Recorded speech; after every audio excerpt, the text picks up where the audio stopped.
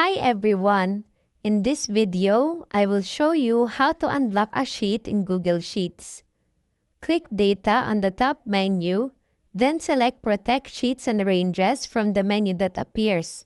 A sidebar will appear on the right. By default, the sidebar will show the current sheet's protected sheet and range.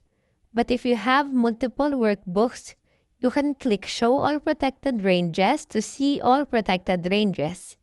To unlock, click on the protected sheet you want to unlock.